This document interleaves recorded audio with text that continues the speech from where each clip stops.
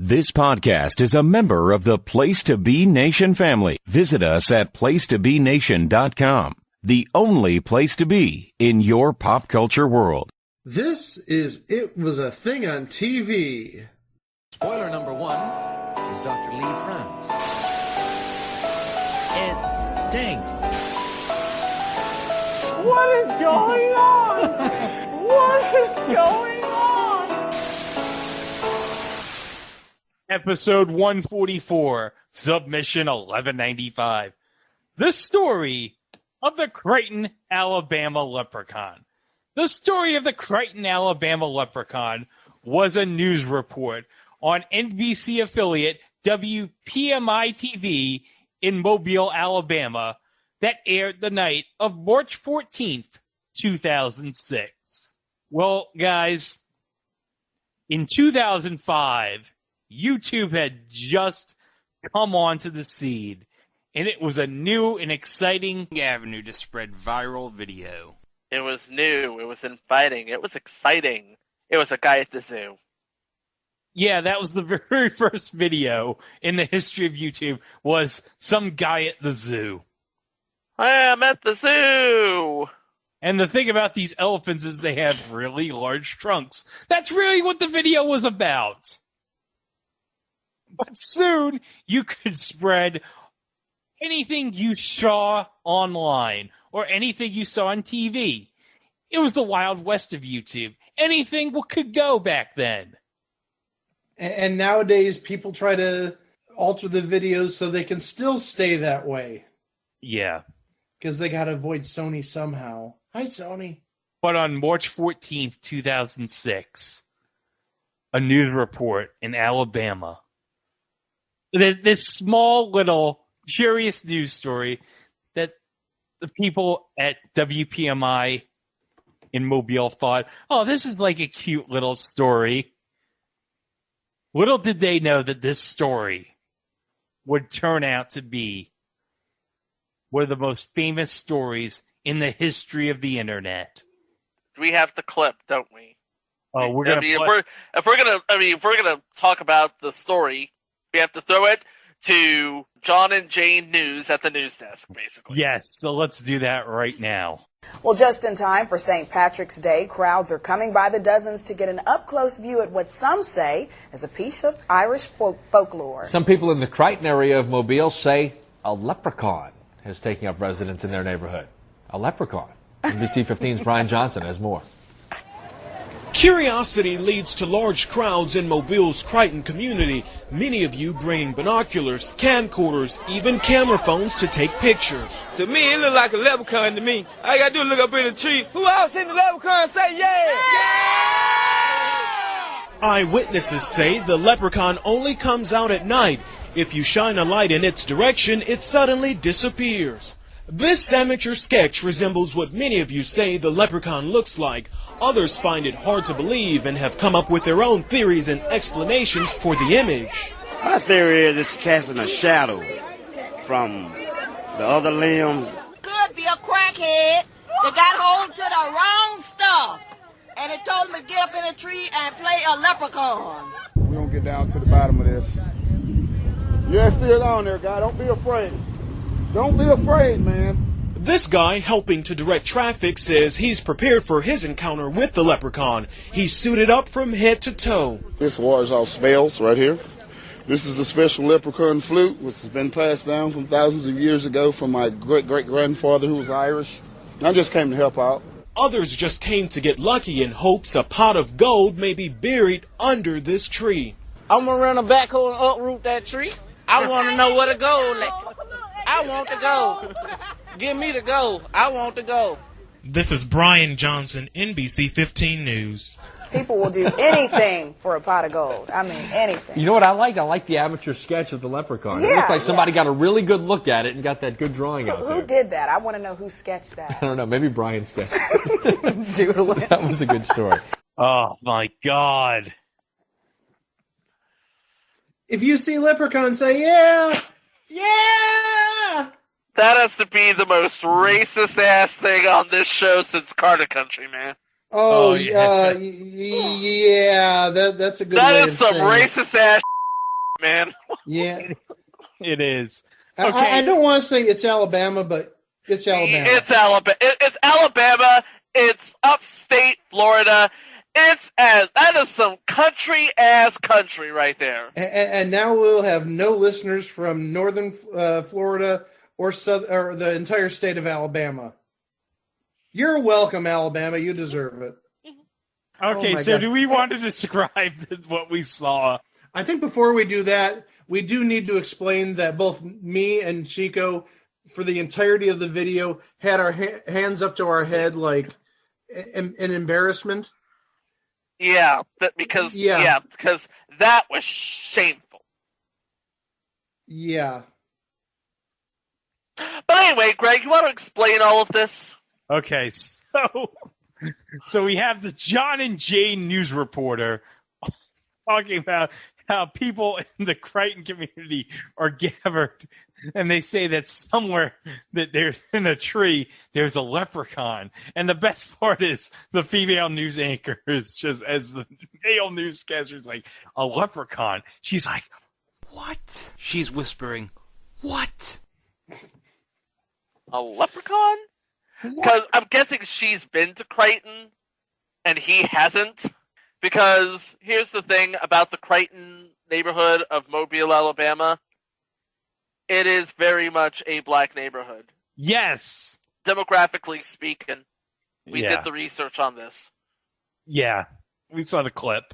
That's all the research we needed to gather about the makeup of this town. Not this town, this neighborhood. Oh yeah, because it's a neighborhood in Mobile.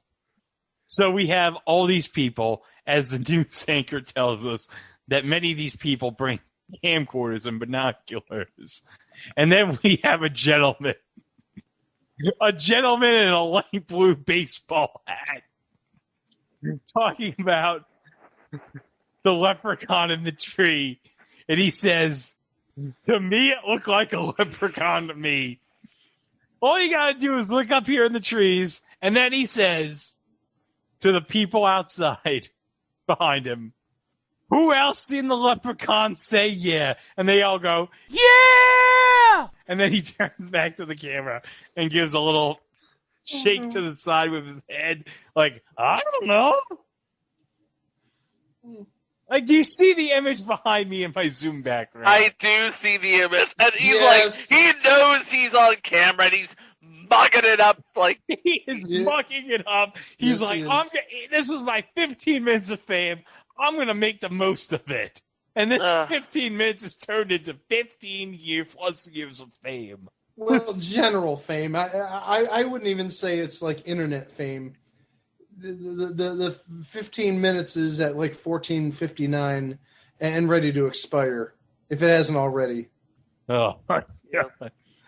Then we get to another great part. Another great part. We get to the amateur sketch. Oh no. So okay. One of the people in the crowd had an amateur sketch to give to the reporter. Oh, God. To put on air. And do we want to describe the amateur sketch? Okay, I'll just say this. It looks like a condom. It looks like an alien, and the hat, he's wearing a UFO hat. That's what the leprechaun sketch looks like to me. It looks like a combination of a condom and maybe a baby's binky, a pacifier. It's very general. Let's say that. It's not a very good sketch.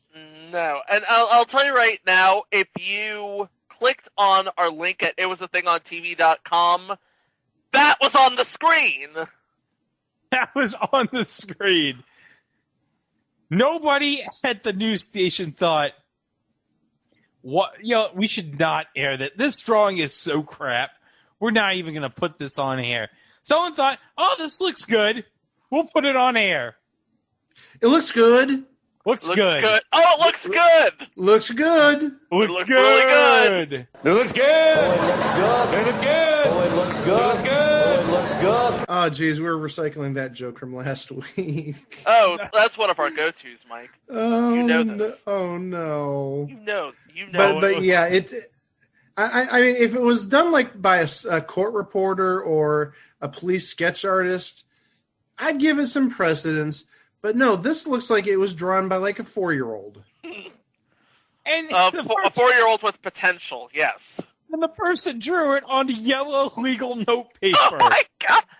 It's like, at this moment, you have to think, does this guy from WPMI even know what the hell he's doing?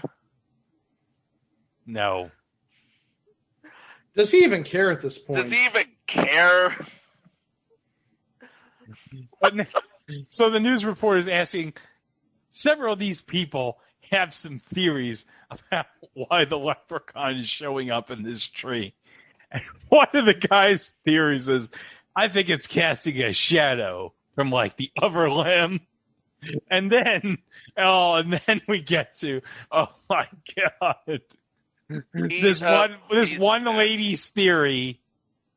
And oh my God, we have a lady in a car at the 102 mark talking about her theory about the leprechaun. And she says, it could be a crackhead who got hold of the wrong stuff. And it told him to go up in the tree and play a leprechaun. I'm dead after that. It could be a crackhead. I'm gone. Have a good night, everybody. Oh, no. And then it gets even more insane. More insane than a crackhead. It gets more insane than a crackhead. We have this guy in a camo t-shirt wearing military fatigues. As the news reporter says, this man is ready for his encounter with the leprechaun. He says he's shooting up from head to toe. And then the guy in the fatigue says, boy, he has a thing in his hand. Do you want to describe the thing in his hand, Chico? Okay, so he says it is a mystical Irish leprechaun flute. It looks like 2 pieces of coupling with some sort of PVC joint with 2 holes drilled and painted over to make it look old. In so many words, it looks like a bog. It looks like a bog rip. It is a pipe. It's some sort of pipe. And he says, it's not the pipe you're thinking about, I'll just say that much. He says that it's a special leprechaun flute. Oh my God. And it was passed him thousands of years ago by his great-great-granddaddy, who's Irish. No, I can't. Okay, I'm looking at the pipe right now. Flute right now. And really, it does look like a plumbing pipe with some sort of joint connected to it. And it doesn't look like there's more than like 2 or 3 holes in the flute. I give up. I give up. But Noodles, we're going offline. No. But the best part was, he said, I just came here to help out. But of course. Obviously. He had a flute passed from by his great-great-granddad. He was Irish. And he said, you know what? I'll come here to help them out. I'll help the people in the Creighton community out with this leprechaun. I want him to go on the Antiques Roadshow with that flute. And they say, okay, we did some carbon dating on it. And it turns out the pipe is only 20 years old, and you've got a PVC connector here. This is not 1,000 years old. What type of scam are you trying to pull over on us? Well, but I used this 15 years ago on this viral video, so that's got to give it some value. Oh my gosh. No, it doesn't. Oh my gosh. Plus, also, it's too thick to be a pipe. I mean, I'm sorry. It's a didgeridoo at best. Oh, it's not even a good didgeridoo. At best, I mean, it's not even a good flute because flutes are longer and thinner. I used to play flute in band when I was a little kid. When you were a big little kid. More or less. But, yeah, flutes are like 18 inches long, maybe even close to 2 feet long. This thing didn't look like it was more than maybe about 10 inches. I don't get it. This is too surreal for even me. All right, and then the news reporter says that several people think that a pot of gold is buried underneath the tree. And so the news reporter interviews a guy who says he's going to uproot that tree because he wants to know where the gold at. Oh my! He wants to. know. It's like. You think that this story can't possibly get any worse? And then it does. With all due respect, you sold them after they heard the word pot. Wait, there's pot? We got to dig up that tree and get the pot out of there. No, he doesn't want the pot. He wants the gold. He wants the gold. He wants to uproot that tree because he wants to know where the gold at. Give him the gold. He wants the gold. Give him the gold. He wants the gold. He wants the gold. Tell me there's got to be a 15-year anniversary follow-up. Well, we'll get to that in a bit. Okay. Oh, no, there's a follow-up. Okay. All right. So the video was posted to YouTube by a user by the name of BotMIB and became a viral sensation, attracting millions of views. The report received national attention from MSNBC, Howard Stern, and received a piece in the New York Times in which columnist Virginia Heffernan called the clip a quote-unquote a local Alabama news segment that seems too hilarious to be real. Oh, gosh. The reporter of the piece, Brian Johnson, was interviewed by radio stations in Dallas and Los Angeles, and the video was also lampooned on Comedy Central's The Daily Show, Key and Peele, and South Park. Can we play because the Key and Peele? Of course. Can we play the Key and Peele right now? What do we do? They told us at the station to come down here and fill time, but there's no story here. In this neighborhood, there's always a story. Here, give me the name of a mythical creature. Mythical creature? I don't... Trust me. I don't know. Pegasus. Pegasus, yeah. Perfect. Just roll, watch, and learn. They can stay in my house if they want to. Hi there, Rick Nicholsby, Channel 6 News. We've had reports of a Pegasus in the area. Has anybody seen anything like that? Yeah, man. I seen the Pegasus. I seen it every day. I seen it too, man. We both seen that Pegasus, huh? Yeah, I saw it with my own 2 eyes, man. That horse had a big old snake head on top of it. Ain't got no snake head, fool. Yeah, that horse had some big wings, man. Yeah. Yeah, that horse had big old wings, man. Like 2 sets of wings. Yeah, man. Y'all see the Pegasus? Oh, yeah. Everybody up in here see the Pegasus, man. Curiosity has brought out large crowds to see the alleged Pegasus in this South Lenox neighborhood. Oh, look, there it is. I'm gonna find it, break it, and then ride it to the Pegasus treasure. Residents say the creature resembles this amateur sketch. Kick the out my car. City's gotta pay for that too. I ain't got no coverage with no Pegasus, bitch. He landed on my roof, man. Look at my roof, man. He busted it up. He busted the whole thing up, man. Yeah, he been sitting up there every day. While many revel in the possibility of seeing the winged horse, others are not so welcoming. I just know this neighborhood will be better if that Pegasus is put down. I tell you this, God ain't put no wings on no horse. Now see, if this was a white neighborhood, animal control would be up in here with a Pegasus trap. That's right. They can't take our Pegasus. This is our Pegasus. Yeah. Pegasus up in this mother... Hey, man, why you interrupting me? I'm trying to talk about the Pegasus. You. Hey, don't be disrespecting the Pegasus. I love Pegasus. Yes, we're here live on the scene in South Lenox, where riots have broken out over the alleged appearance of a flying horse. Yeah, that Pegasus clip. Crazy. But not as crazy as the Mysterion episode of South Park. And well, we'll play the clip from that episode here. Phones trying to get a shot of a mysterious superhero. He was dressed mostly in black with a kind of cloak. He jumped down from the fire escape stairs, and then he just ran off. We barely got a look at him. To me, it looked like Mysterion to me. Everyone who see Mysterion say yeah! Yeah! To me, it looked like Mysterion. Y'all see Mysterion say yeah. Yeah! Yeah! And then everybody says yeah! Oh, no.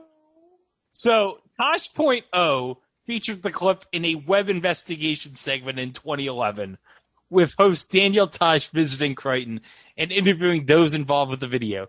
Tosh referred to the clip as, quote-unquote, the Gone with the Wind of internet videos. It's old, it's famous, and it makes the South look terrible. And he actually, if I remember, he interviewed the man with the pipe. He interviewed the quarter Irish man with the pipe. Which was passed from thousands of years ago from his great-great-granddaddy. And he said, yeah, this is just like a pipe. Wait, did you just say it was passed from his great-great-granddaddy to his... Yeah, that's what he said. He was passed from thousands of years ago by his great-great-granddaddy. Yeah, that's one hell of a bong chain, just saying. And here's a fun fact. WPMI TV actually later auctioned off the classic Leprechaun sketch for $1,100 on eBay, with the proceeds benefiting the American Cancer Society's Relay for Life. Oh, well, that's good. That's good. Yes. One of the news anchors who actually introduced the clip, Scott Walker. No, not that one. No, not that. No, not that one. Please, not him. No. No. Not him. He now works at WDSU TV in New Orleans and has written on his website about the report, quote, it's fun to be part of something that's talked about for so long, although some of my coworkers are probably really tired of it. I never get tired of hearing about it. And really, why not? We all have one go-to story that we will all dine upon. Yes. Mike met Chris Matthews. Yeah. I was on Jeopardy. Okay, no, wait. That didn't age too well, though. Oh. Yeah. That's true. Yeah. And Greg, I'm sure, has done something with Mr. Matt or something. I've taken a picture of Mr. Met. Yeah. I met Mr. Met. There you go. We all have our go-to stories. Yes. Scott Walker's is the Crichton Leprechaun. Yeah. He's going to go in history as I'm the guy who introduced the clip of the Crichton Leprechaun. But there's still a mystery, though. Do tell. Was there really a leprechaun in Crichton, Alabama, in that tree? Let me ask my magic 8-ball. Well, you know what? I got a coin here. We can flip it and ask it. Heads, it was real. Tails, it was fake. Well, Greg? Well, here's what happened. Now, there's a radio show out in Dallas on KTCK 1310, The Ticket, called The Bob and Dan Show with Bob Strum and Dan McDowell. And this was a regular go-to on their show for years about the Crichton, Alabama leprechaun. So in 2014, they conducted a field investigation interviewing locals about their memories of the incident. Numerous witnesses then identified the Crichton leprechaun as, now when I say this name, don't blame me. This is what the people in the community said. Don't blame me for saying this, okay? The people in the community identified him as a local African-American dwarf named Midget Sean. Oh, gosh. Oh. No. Oh, my gosh. So the interviewers were brought to meet the man who recounted the story as a prank played on the local community, in which he dressed in a leprechaun suit and climbed a tree while his friends alerted others about a leprechaun sighting. I got nothing. The silence is deafening. I got nothing. I was actually watching a video from Wavy Web Surf of clips from the interview. And do you want to describe the clips? Okay, obviously, these two white guys go to Crichton. They stick out like a sore thumb, and everybody's asking him, "Hey, what y'all doing here?" And he's like, "Well, we're here to investigate the Crichton leprechaun." Oh, that? Oh man, that's Midget Sean. He's my cousin. So they went down the rabbit hole, and to make a long story short, they got on the phone with Midget Sean. Yes. Oh no. And Midget Sean basically admitted, yes, I am the Crichton leprechaun. As if this wasn't absurd enough. Oh boy. So yeah, that's the story of the Crichton, Alabama leprechaun. So do we have any thoughts about this whole thing? Alabama's country-ass country. Mike? Keep perpetuating those stereotypes, Alabama. Surprise! Hey, you know what the I'm shocked but not surprised moment of this whole ordeal is? You know who runs an LMA with WPMI? Who? Sinclair. Oh, yeah. Well, guys, we've had so much fun with the Crichton, Alabama leprechaun. And guess what? It's not over yet, is it? No. Oh, no. You know what time it is? Play the music! Wait. There actually is something associated with... Oh, gosh. Greg, you go down some very weird rabbit holes. I don't want to hear about Greg's rabbit holes. I don't think anyone wants to hear about Greg's rabbit holes. Just play the music.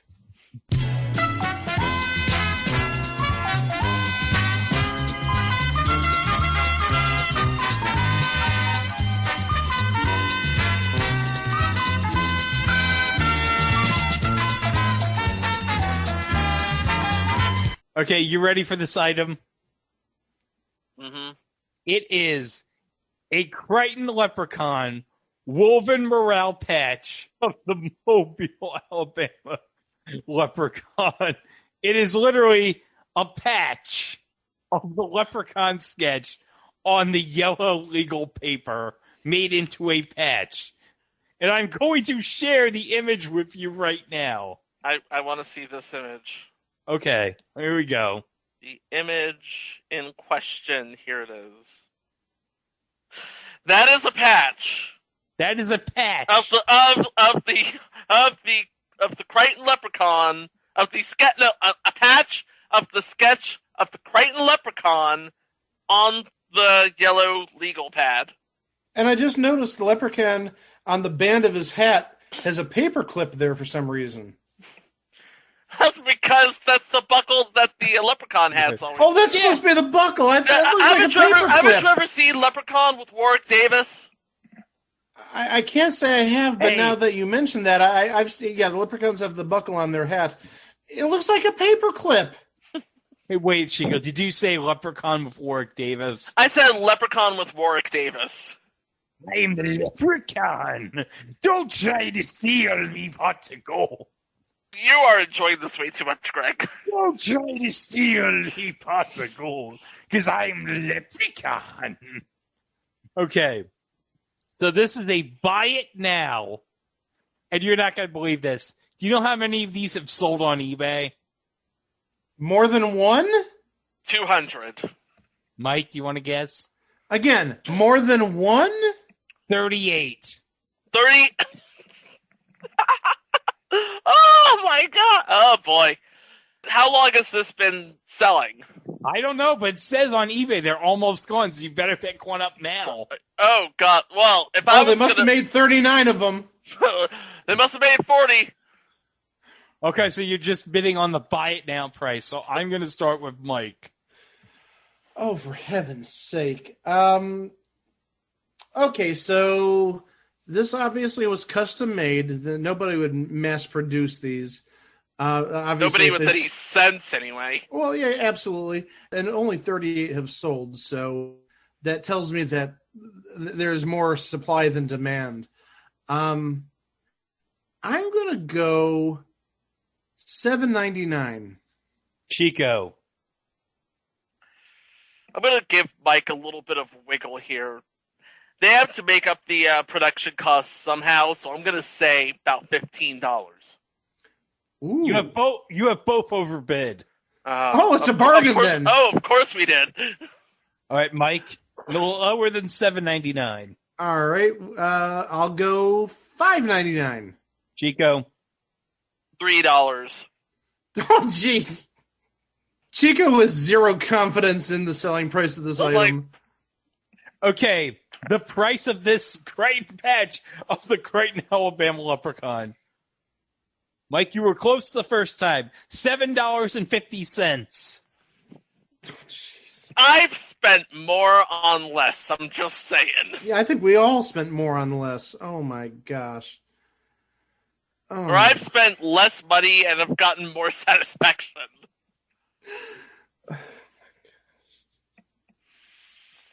All right, do we have any final thoughts about the Leprechaun? Did they ever find the pot of gold? That's what I want to know. Did the guy uproot that tree and find the pot of gold? Obviously, they didn't uproot the tree because the guy saw it like 15 minutes. Dan McDowell saw the tree. He took a picture of that tree, so obviously the guy didn't uproot the tree and find the pot of gold. He chickened out. Yo, man. It's called follow through. They're gonna do something. You need to do it. Okay. Yes. Yeah, you're right. Follow through. But you know what?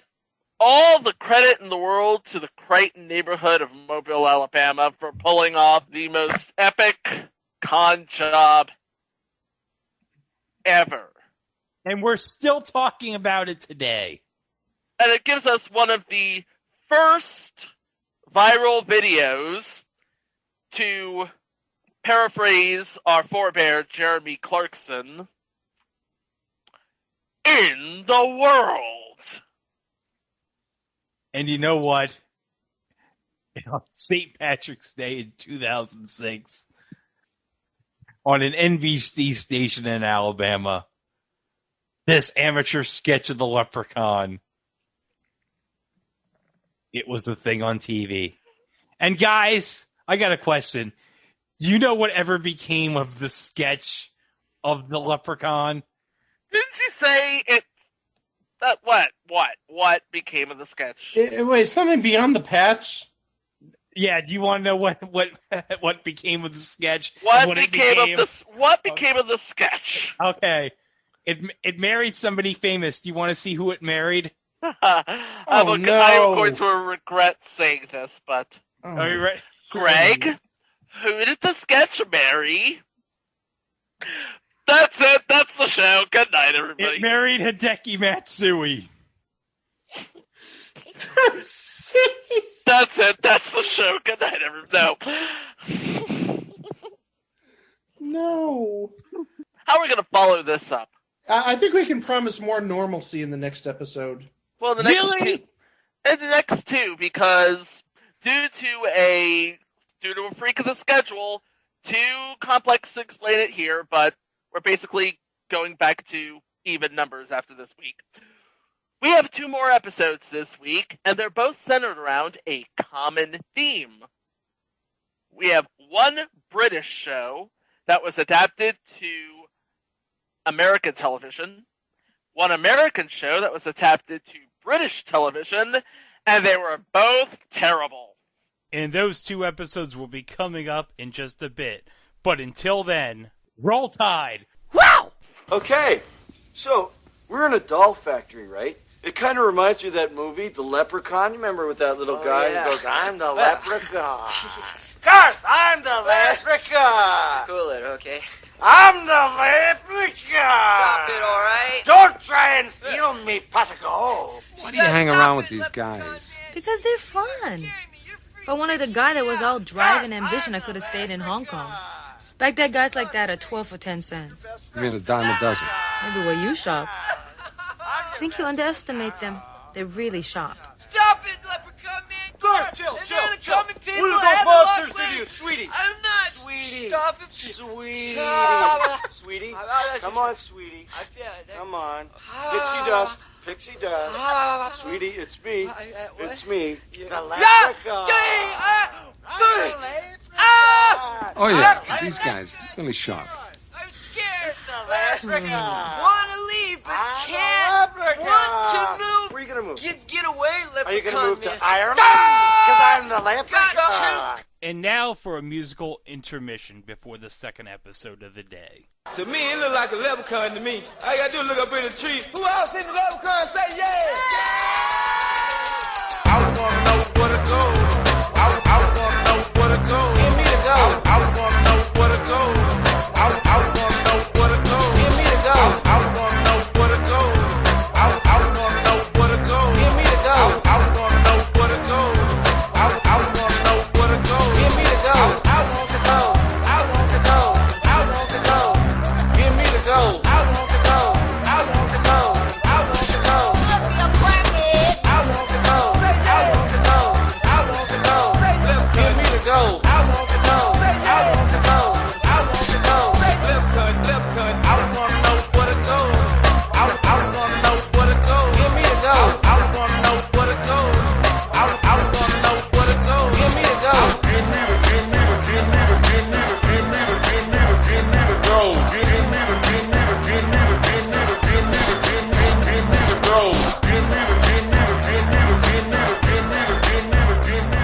Episode 145, submission number 052, Coupling, the American version. Coupling aired on NBC from September 25th to October 23rd, 2003, for a total of 10 episodes, 6 of which were unaired.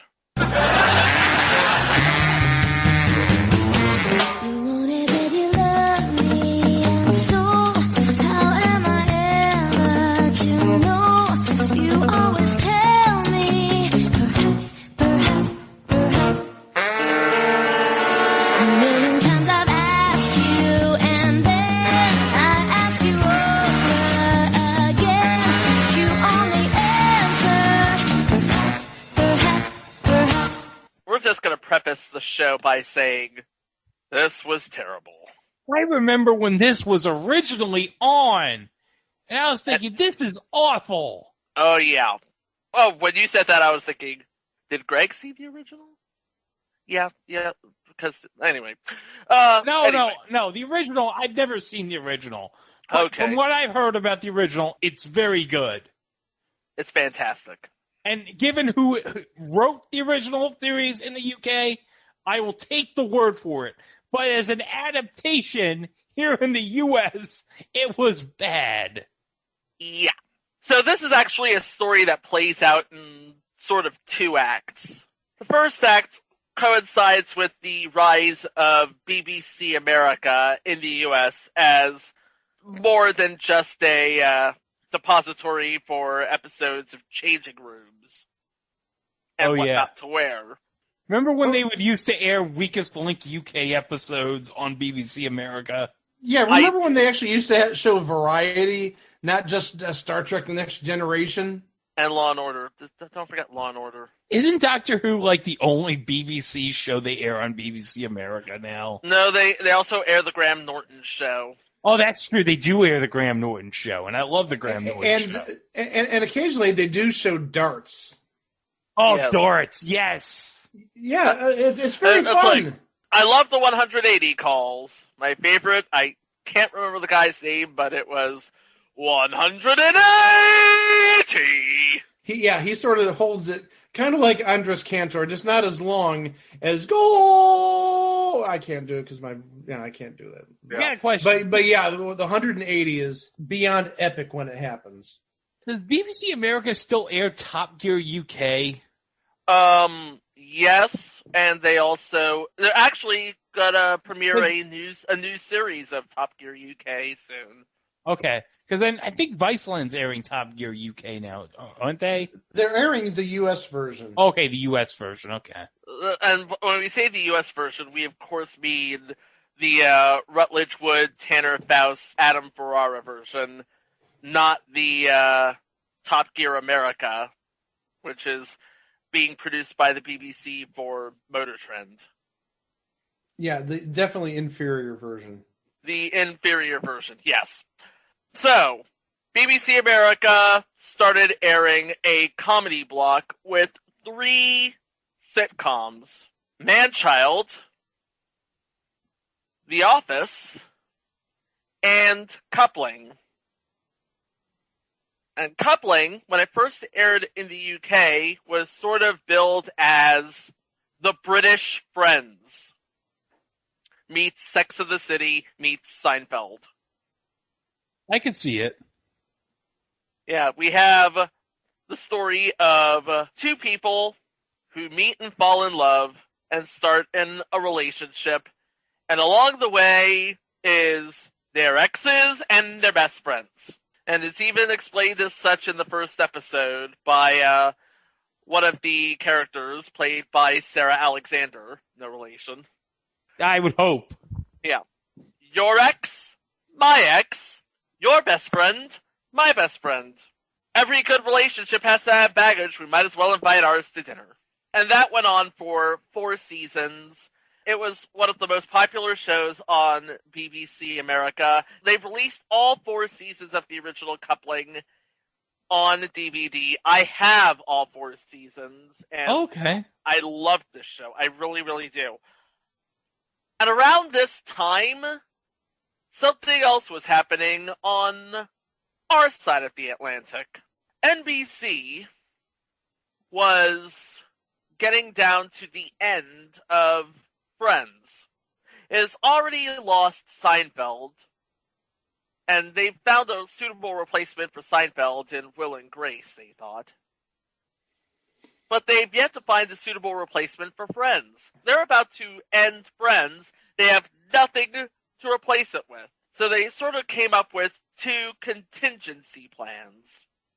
The first one was obviously the spin-off, future installment, Joey. And the second was something that Ben Silverman wanted to do ever since he first saw the show on BBC America, an American version of Coupling. Now, he's already seen 3 seasons of the show in the UK, and he wants an American version. And he thinks that this is going to be NBC's next big hit.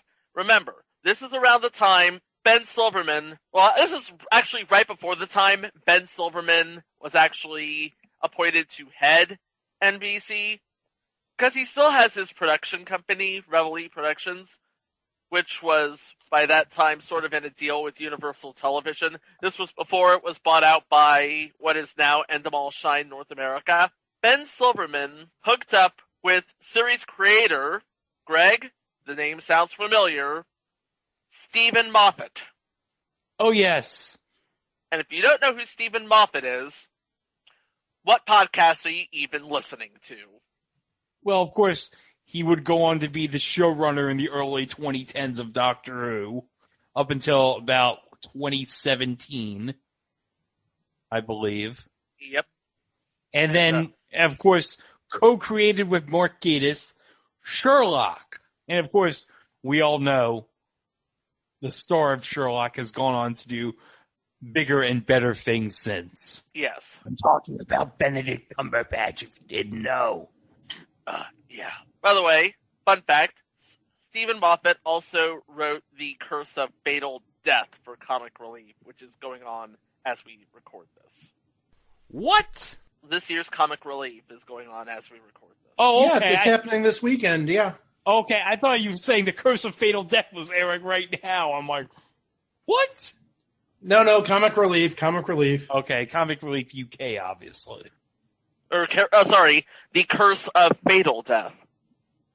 Yeah, we want to be technical. Oh yeah, last thing we want is a bunch of sci-fi geeks like myself giving me the business. Oh, you didn't know the real title of Curse of the Fatal Death. That one comic relief special from like 1999. By the way, that is a future entry, just so everybody's clear. Rowan Atkinson as the Doctor, people. Yes! Yes! Okay. And a whole bunch of other people playing the Doctor. Including Joanna Lumley. Oh, yeah, Joanna Lumley. Yeah. So we have Ben Silverman getting up with Stephen Moffat to adapt Coupling. He's on board. And Ben Silverman starts to make phone calls to Beef Sutton to talk about how they're going to do the show. Well, I feel compelled to mention this. Beef Sutton, well, guess what? For the second time in 2 weeks, we're making a reference to Bob, because he was a producer on Bob. Oh. Maybe his reputation precedes him or something like that.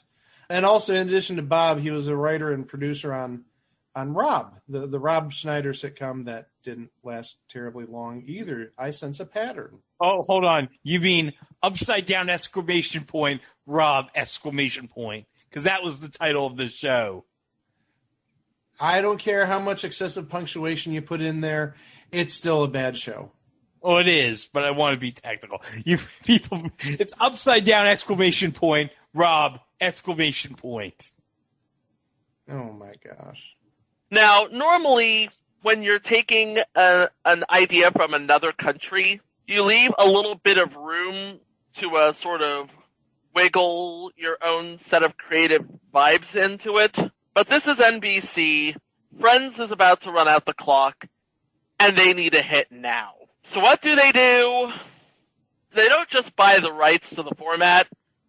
They buy the rights to the scripts.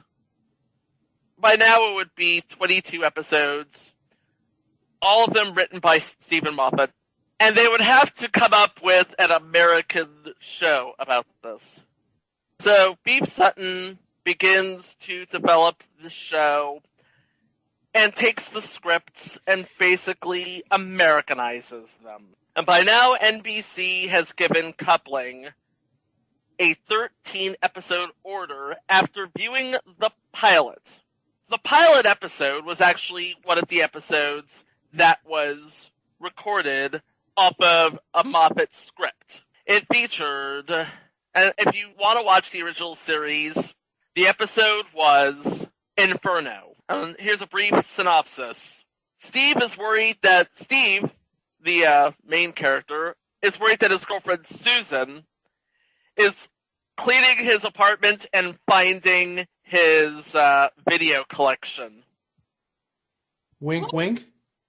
Yeah, that turns into an awkward dinner conversation, which basically turns into Steve trying to explain what Inferno is. By the way, Inferno is not the full title. The full title of the video, and kids, you better cover your ears for about 10 seconds.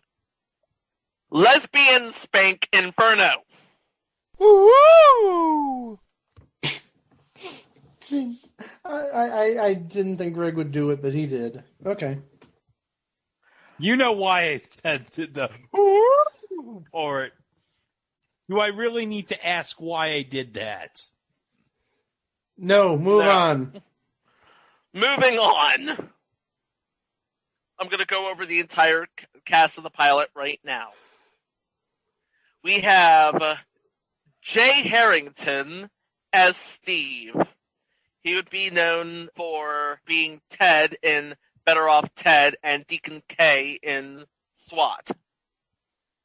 Melissa George as Susan. And we're going to talk about her eventually because she's on one of Greg's favorite submissions of all time, The Slap. Oh, yes! The Slap! The Slap! Because as we all know, we're going to talk one day about Spock slapping the out of a kid. He's not wrong. And it's going to be hilarious. And then, as Steve's ex, Jane, we have Lindsay Price, who, of course, is the wife of noted celebrity chef Curtis Stone, and is awesome. Okay. She's known as Victory Ford on Lipstick Jungle. She played Janet, Sauce Now 90210, and she was on that one episode of Celebrity Family Feud competing against Curtis Stone. And by 90210, you mean the CW reboot? No, I mean the original Fox version. Oh, I thought you meant the CW reboot. I'm sorry. No. Okay. We have Colin Ferguson, who you know from Eureka, obviously, and is also the current Maytag man. Really? Okay. Mm-hmm.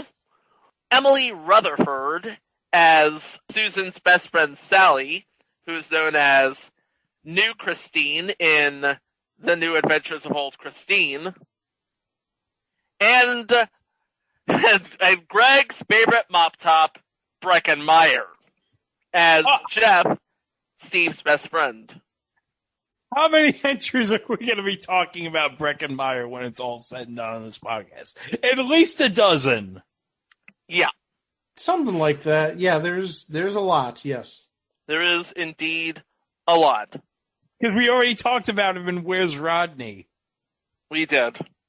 He was awesome in Where's Rodney. Okay, so they watched the pilot, they committed to the episodes, but then, oh god, this is a case of network meddling gone completely berserk. Because NBC had to cut the episodes from the original running time of like 25 or 26 minutes to about 21 to account for commercials. And then they went over the original scripts and saw what the writers did to the original scripts and fired all the writers. Oh, that turned out well. Oh yeah, that totally turned out well. And then they replaced Breckenmeyer, Melissa George, and Emily Rutherford with 3 more people. Oh, no. Yeah. There would be Christopher Moynihan to play Jeff. Of course, he would go on to be on Man Up with some other guy. Oh, my God, Man Up. I forgot about Man Up. Totally forgot about that show. What was that even about? I'm going to look it up. Oh, God, I don't know. Oh, hold up. This is going to be more fun than talking about this show. The series revolves around the lives of 3 modern men who try to get in touch with their inner tough guys and redefine what it means to be a real man.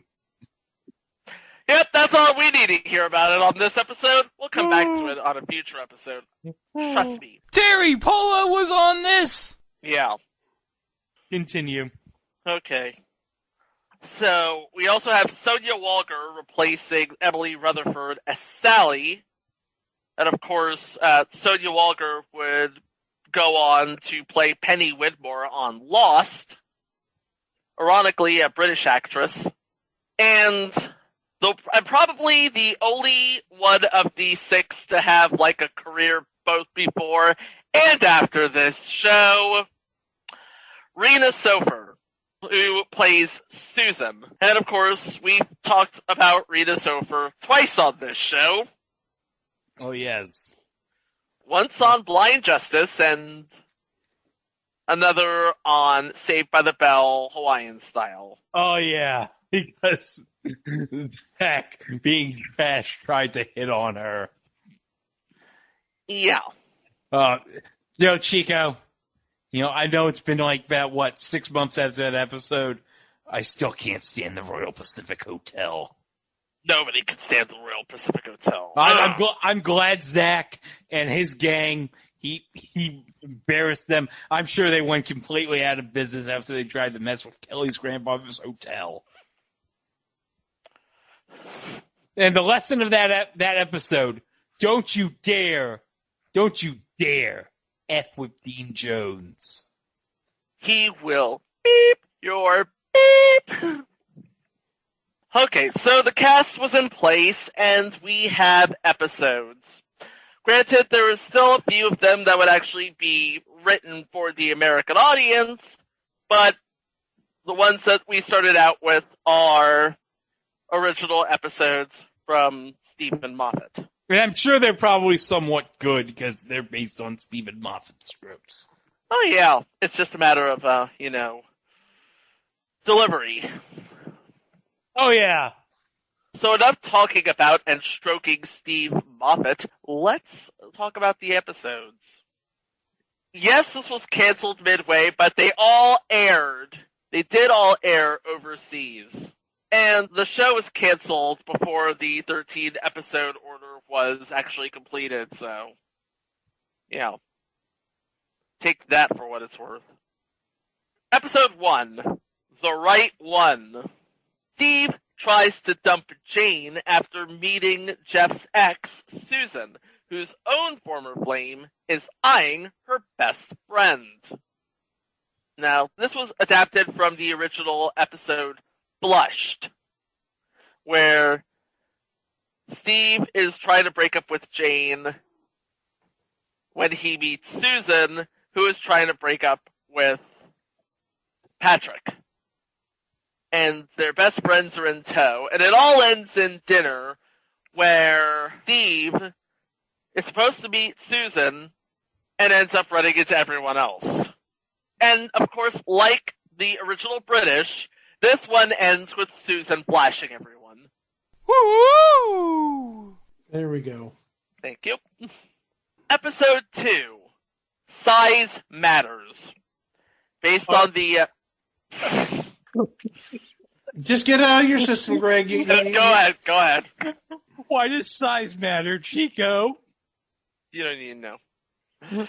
Based on the original episode of the same name, Susan offers to cook for Steve, but nearly chokes on the date after rumors of Patrick's sexier attributes come up, and something in her bedside drawer refuses to be kept down. Meanwhile, Sally uses Jeff to size up Patrick before she agrees to go out with him, and Jane hits on a gay guy to get a rise out of her own ex. Yeah. Steve's trying to go on a proper first date with Susan, and she offers to cook. As explained by Sally, it basically says, come and spend the night with me means let's have sex. I'll cook means let's have sex, and I'll cater. Once Patrick and Jeff are trying to coach Steve into the first date, the date goes off without a hitch until Jeff gets a look at Patrick, and Steve gets a look at Susan's night drawer. Let's just say it's battery operated. No, that was last month we talked about Buzz. Yeah, now you get it. An interesting name from this episode is Paul Satterfield. He was in Savannah as a regular. He played the gay guy that Jane was trying to hit on. Episode 3, Sex, Death, and Nudity. This is where we are introduced to the giggle loop. The giggle loop basically is laughing at an inappropriate time. And the more you hold it in, the worse it gets. Now, keep that in mind as I explain this. Based on the original episode by the same name, Jane's aunt's funeral turns into a group outing once Susan, Sally, Patrick, and Jeff realize that she's asked Steve to attend as her date. But Jeff has a hard time remaining respectful after getting a highly inappropriate phrase stuck in his head. It's more like a highly inappropriate word. He gets nipple stuck in his head. Oh. Yeah. And this is how he explains the giggle loop, where he has a big interview at work and he's trying to not say an accidental word. And once that accidental word pops in his head, he starts getting the giggles. And then at the funeral comes a moment of silence for Jane's aunt. And during that moment of silence, the guys try desperately not to laugh. And it works. But Jeff ends up saying nipple.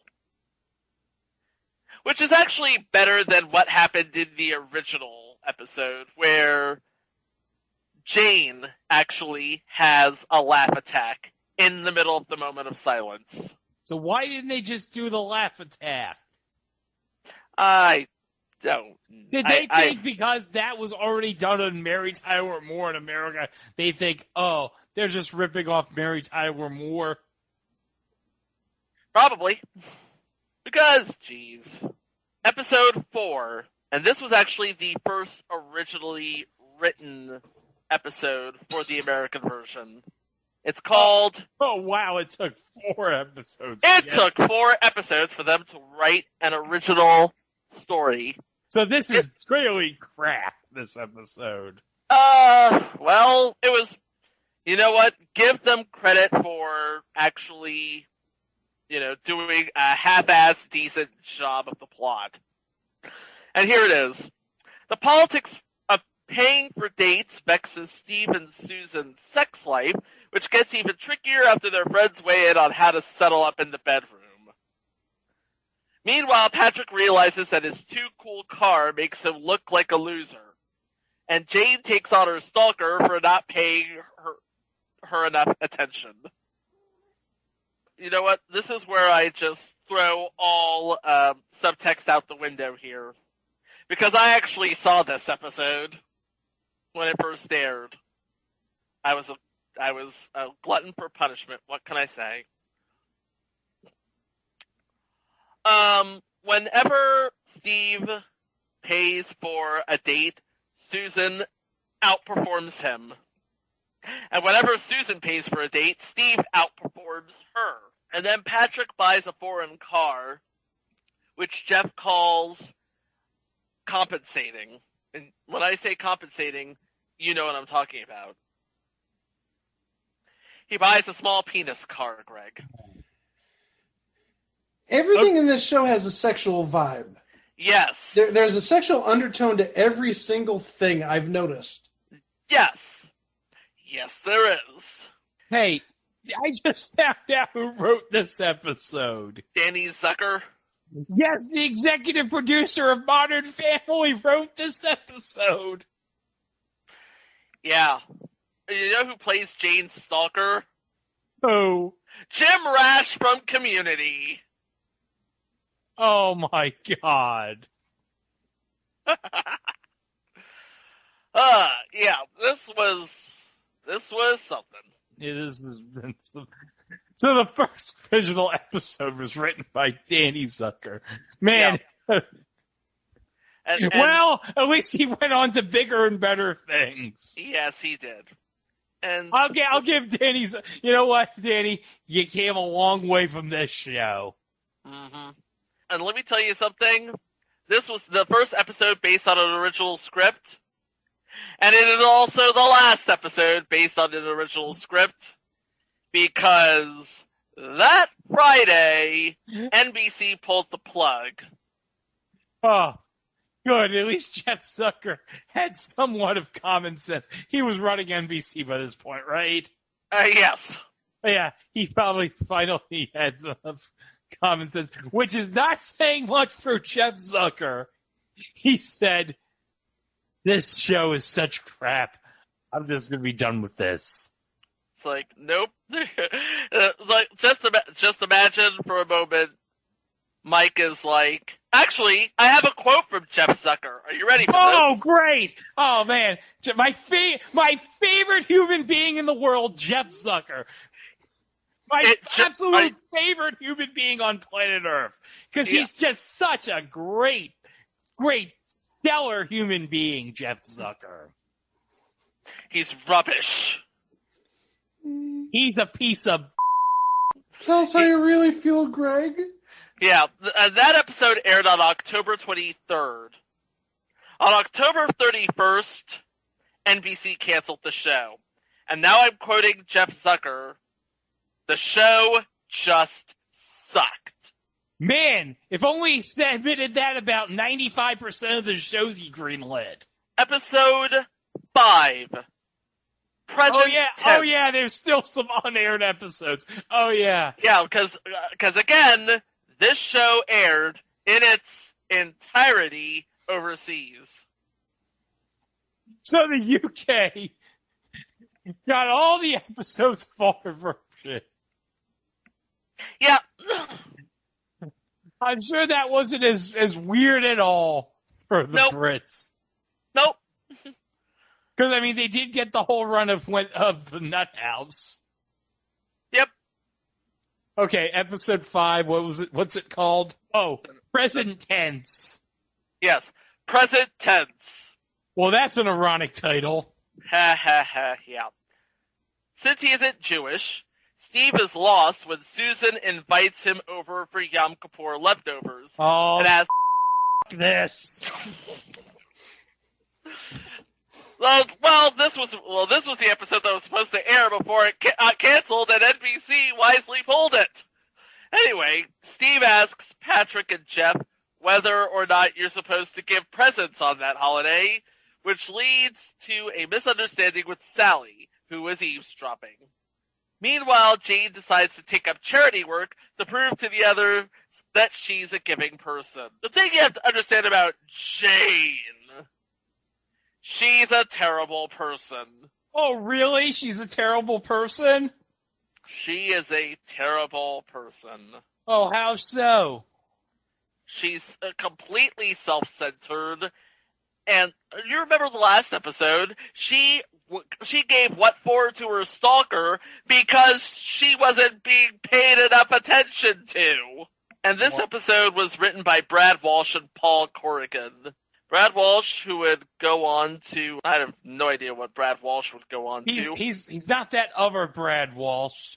No. And Paul Corrigan, who was a writer and producer of Modern Family. A lot of people from this show ended up working on Modern Family. Yeah, I'm sure Danny Zucker was like, you know what, guys? You went through hell with me on this show. I'm going to try to make it up to you guys. And he did, and they probably all made a lot of money on Modern Family. And it's getting all those sweet, sweet Peacock streaming royalties now. Oh, yeah. Next is episode 6, A Foreign Affair. Based on the original episode, The Girl with Two Breasts. Oh.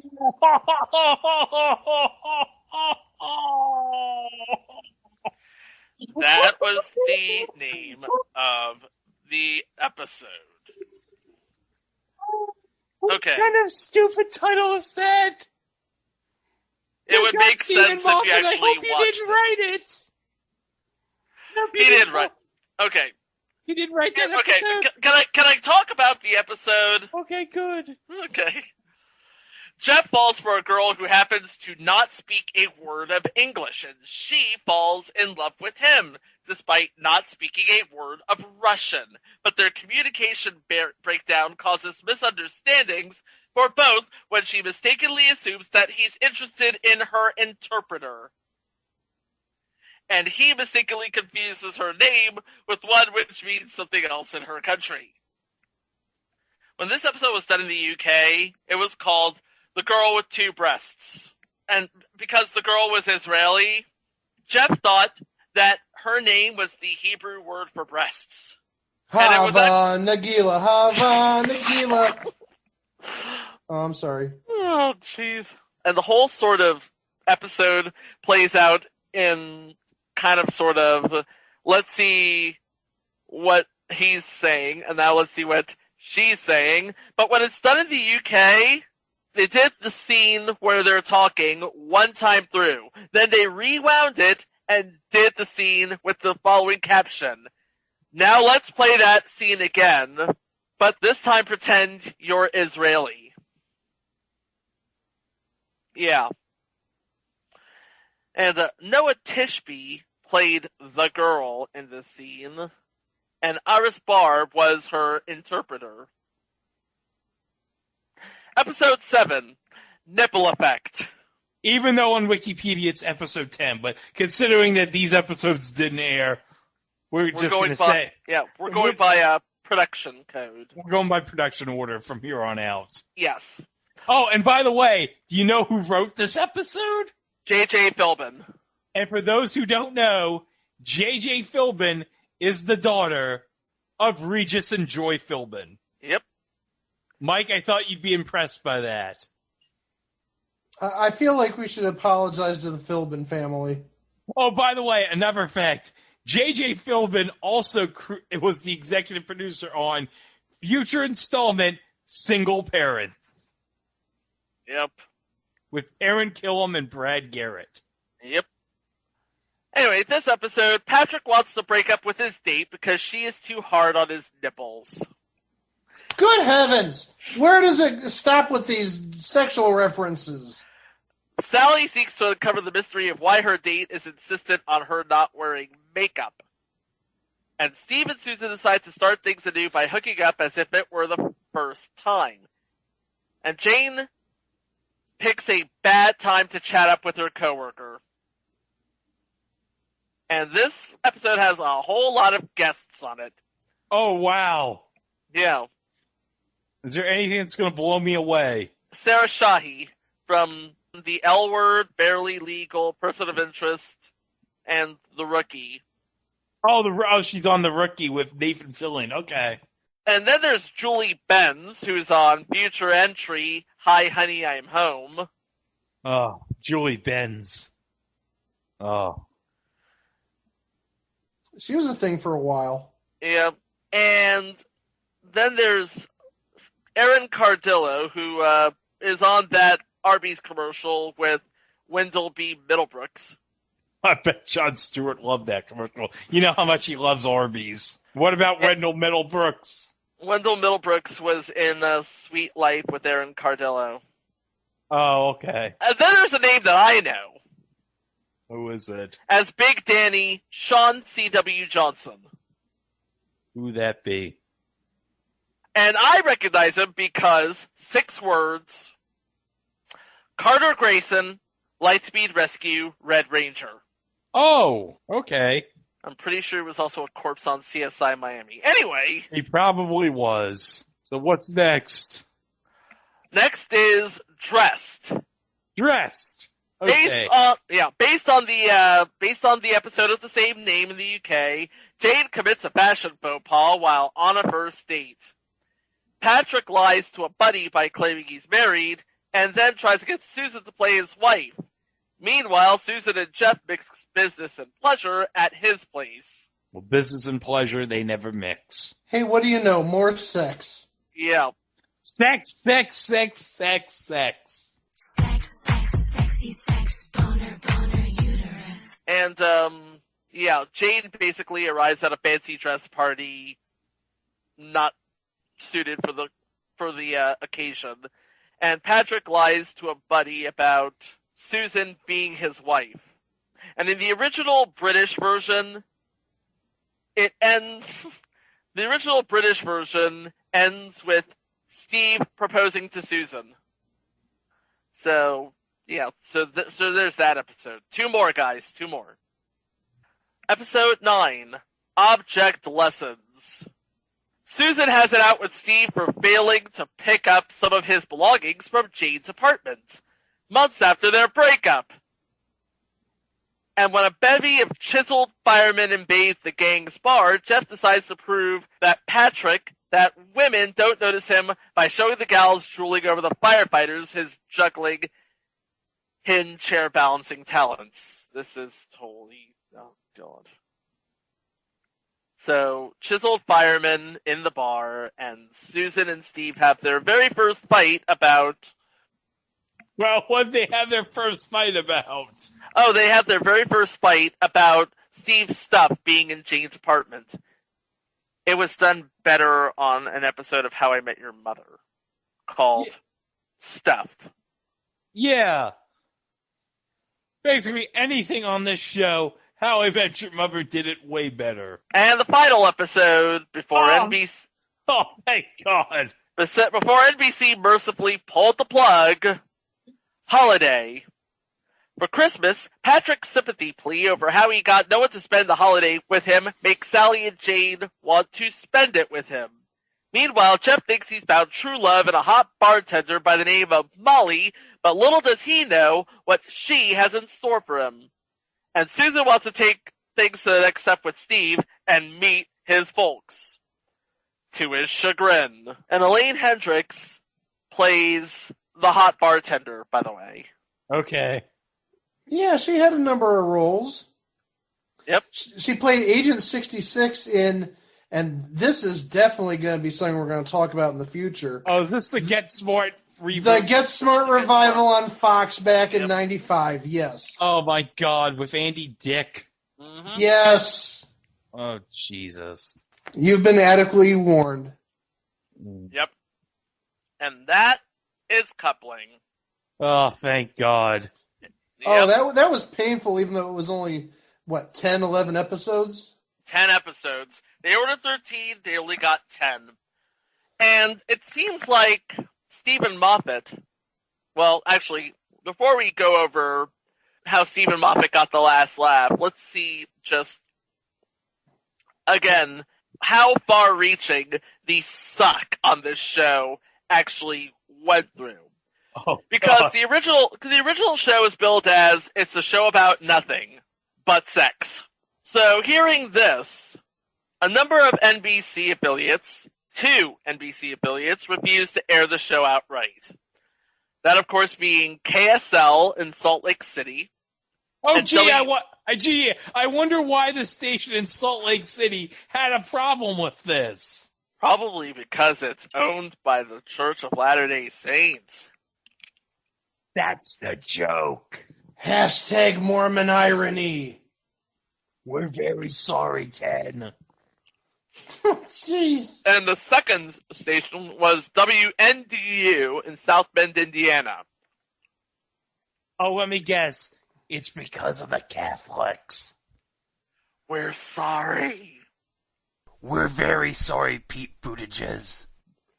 Mm-hmm. This was a while before Mike Pence was governor, I would guess.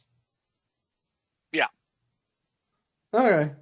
I thought you might have a valid reason right there with Governor Mike. Well, if anybody had anything to say about the show, it would be the creator, Stephen Moffat. He went on record as saying that the show's failure was entirely to blame on NBC's intervention during the creative and production process.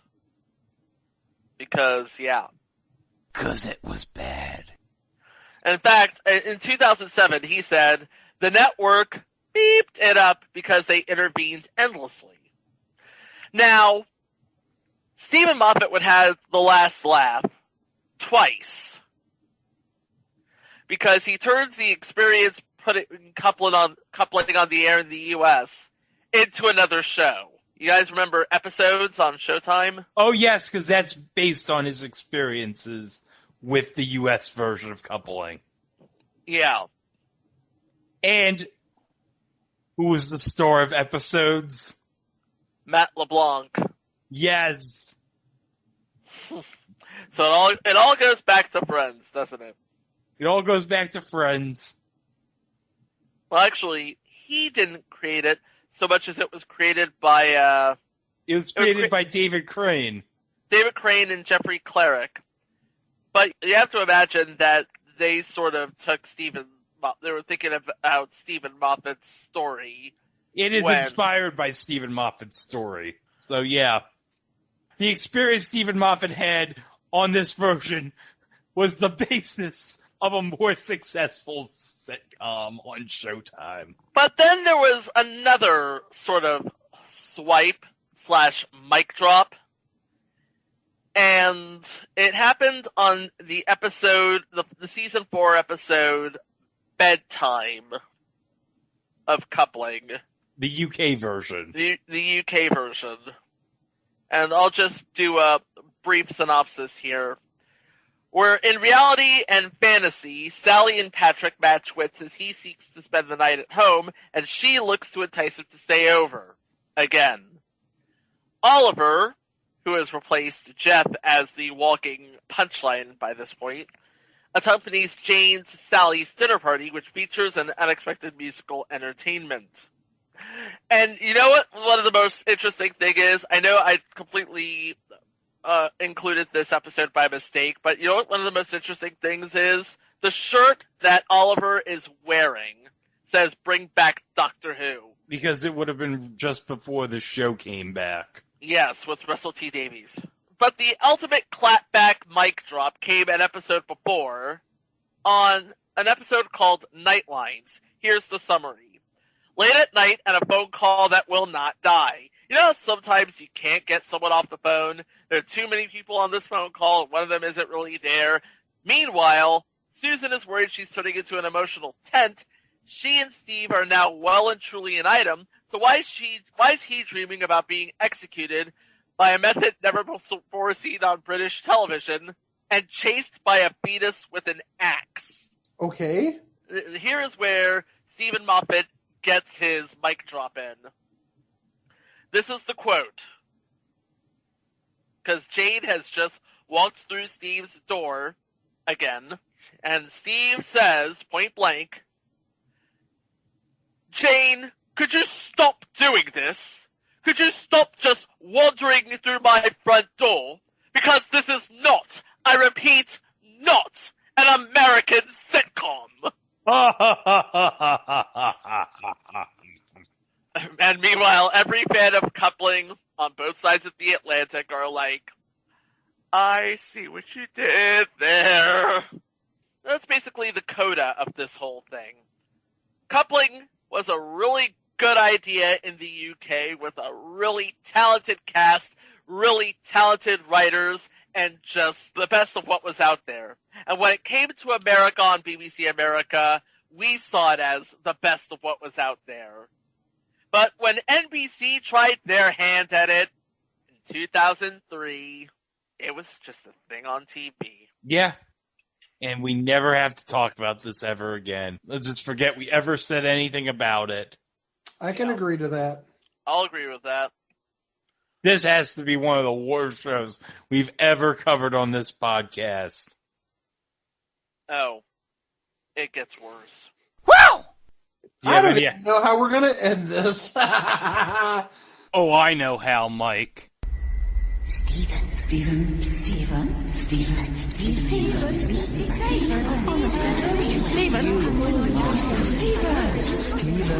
It's me, isn't it? Poor Adric. We're never going to know if he was right or not. But at least we know that the NBC executives, they were very, very wrong in greenlighting the American version of coupling. Ugh. Less said about it, the better. Okay, so on the Place to Be Nation Pop Experience, let's get you down with all the latest happenings that have been going on the feed lately. In the latest episode of Making Mount Rushmore, episode 14, Steve Riddle, Logan Crossland, and Scott Criscuolo join Andy Afferton to discuss which video game characters deserve a place on the respective lists. Is Donkey Kong a no-brainer? What about Mario? Will Sonic grab a spot? Do Bowser or Tecmo Bo Jackson deserve a place? And after that, they discuss which video game franchises will be part of that grouping. Can you argue the Madden series shouldn't get a spot? Will Super Mario be included? Is The Legend of Zelda in the conversation? What about GTA and Mortal Kombat? Oh, GTA. Definitely GTA, for sure. And in the latest episode of PTVN Trivia Night in the 80s, Kevin Tucker, Scott Criscuolo, and J. Arsenio D'Amato face off to see which one of them is the most rad, tubular, and gnarly when it comes to 80s trivia. And on the 40th episode of Laugh In Theater, Andy Afferton welcomes back James Grunberg to do a live watch of the 2001 Comedy Rat Race. Among the things the guys have discussed are insurance scams, 80s sports filmography, watching movies in hotel rooms, narcolepsy, placing bets on anything, pissed off ex-girlfriends, fear of heights, coincidences, and Smash Mouth. Oh yeah, I forgot Smash Mouth is in that movie. We also got right now episode 3 of Battlestar in the 25th Century, as Sean and Scott did a live watch of episode 1 of Buck Rogers called Awakening Part 1. Some good stuff on that podcast. If you're very much a fan of Buck Rogers, I highly suggest you listen to that podcast. And in Pop Goes to the Movies, Jay Arsenio D'Amato and Andy Afferton discussed the latest big movie to hit streaming, Coming to America. That's Coming, the number 2, in America, as they talk about their love for the original and give their thoughts on the sequel regarding the fun additions that joined the many returning original cast members. Also, be sure to check out the PTPN Wrestling Network, which includes a dive into topics running the gamut from today's WWE through yesteryear, as the feed includes the Place to Be podcast, Main Event, Jenny and the Gems, Body Pressure Lock, PTB NXT, NWA Saturday Special, NWA Crock and Roll, Chicken Salad, the Special Relations Podcast, Highway to the Impact Zone, and so much more. Subscribe today. And while you're at it, subscribe to Jennifer Smith's The Jenny Position feed as well. It is the home of Geek and Sassy, Talkin' Pop, Freak Out Driving, The Journey Through Infinity, Telling Stories, the Brother Sister Rewatch Podcast. You heard about Pluto, Bianca's First Time, and more. Also, check out the North-South Connection brought to you by JT Rosario, Chad Campbell, and Aaron George, which is the home for Wrestling Warzone, No Holds Barred, The Extreme 3-Way Dance, the Ruthlessly Aggressive Podcast, Carolina Dreaming, Shrink Wrapped, Jeff Learns Wrestling, and more. Also, Glenn and Scott Butler are continuing their spectacular journey through music, films, and more on the Non-Toxic Fanboys podcast, where they try to enjoy the things they love. Find them at Non-Toxic Fanboys on Jack Dorsey's Hatebox, aka Twitter, or at nontoxicfanboys.com, and subscribe wherever you get your podcast. We've also kicked off the 2021 stretch project determining the greatest WCW wrestler ever. You can go on Facebook.com to find out more information, or go on the Place to Be Nation webpage to find out much more about that, or go to the Plug Wrestling Only message board. And speaking of PlaceToBeNation.com, be sure to check out that website each and every day. It is the home for voices and fresh takes that bring you articles on topics of the worlds of wrestling, sports, and pop culture, which include Trent SmackDown on Fox Report, This Week in the WWE by John Crow, Steve Riddle's Wonderful World with Disney Reviews, Paulie's Perspective, Matt's live-action Disney reviews, and Ben's unpopular opinion. And if you're doing online shopping at Amazon.com, be sure to click on the Amazon banner on the right side of the Place to Be Nation homepage, or use www.placetobenation.com/Amazon. It'll take you right to Amazon and help out PTPN at no cost to you. Okay, 2 shows down, 1 show to go today, and we continue the theme with Lost in Translation. We covered a UK import to the US. Now we cover a US import to the UK, as Mike discusses to me and Chico the failure that was the UK version of Married with Children, called Married for Life. Let's get into it right now. Episode 146, Submission 1904, Married for Life. Married for Life aired on ITV in the UK from March 5th of 1996 to April 16th of 1996 for 7 episodes.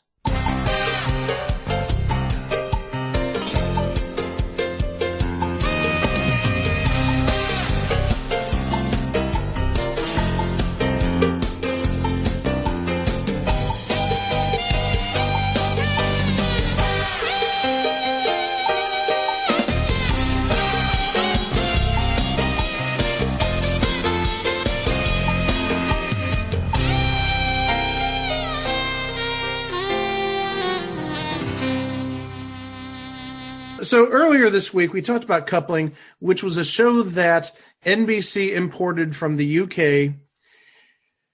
And this week, we're going to talk about the reverse. We're going to talk about a show that the US exported to the UK. It's called Married for Life, but you know it better as a British version of a little sitcom we have here in the States called Married with Children.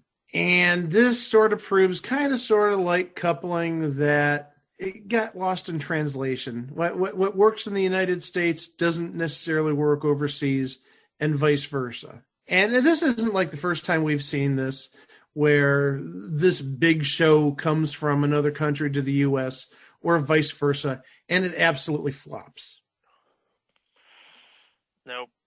And in this series, It was pretty much almost a carbon copy of the American show. We'll talk about why in a moment. You probably know why if you heard the coupling episode. So the Bundys here, they were named the Butlers. Okay, kind of sort of the same. The head of the Butler family was Ted. Pretty much the Butler.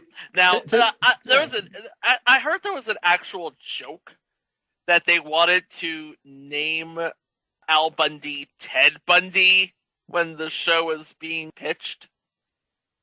Oh, Jesus. That might have been where it came from. Potentially. Yeah, but Ted Bundy, that would have been right around the time he was executed, so he's probably fresh in people's minds. That's a little creepy. Just a bit, yeah. And then Peggy Bundy was renamed Pam Butler, and Kelly Bundy was renamed Nikki Butler, and Bud Bundy was Lee Butler. And we had the Rhodeses in this case, but they were named the Hollingsworths. But they kept the name Steve and Marcy, if I'm not mistaken. They did. Well, they kept one of them. Steve was kept, but Marcy was renamed Judy. Okay. Yeah. So everybody knows the American humor that Married with Children brings to the table. And I could definitely see why it wouldn't work in a British setting. It did have popularity overseas. I believe Germany really enjoyed Married with Children for one reason or another. Maybe it also didn't help that Fox, to end the 6th season, did a 3-part British episode, which played upon British stereotypes and didn't make them look too good. I don't know.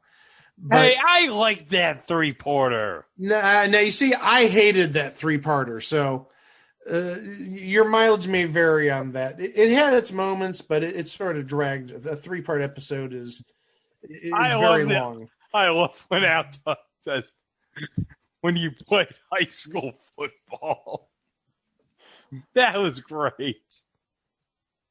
When he was beating that knight. Yeah. So we got a total of 7 episodes, and very much like coupling, at least the first, I believe, 3 of the 4 episodes that aired, the scripts were recycled from U.S. episodes of Married with Children. No, I gotta correct you there. They were all recycled from Married with Children. Well, that's what I was implying. I wasn't implying that there were 3 recycled episodes. They were all recycled in the same vein as the 3 of the 4 episodes of Coupling. Oh, my mistake. I misheard. It's okay. And we should actually tell you who played who on this show. Mm-hmm. Russ Abbott played Ted. These might be a lot of names that you've never heard of, so I'm just going to skim by them very quickly. Well, I can tell you right now, he was on the Sarah Jane Adventures as Martin Truman, Greg. Oh, yeah. Another Doctor Who reference. And then Pam was played by Susan Kidd. And she doesn't even have a Wikipedia article, so no, but she does have she does have an IMDb, and she played on an episode of Genie in the House, whatever that is. Oh, maybe it's the British version of Corey in the House. And of course, and speaking of things that are quintessentially British, she was also on several episodes of The Bill and Red Dwarf. No, wait, the British version of Corey in the House would be Corey in 10 Downing Street. Jeez.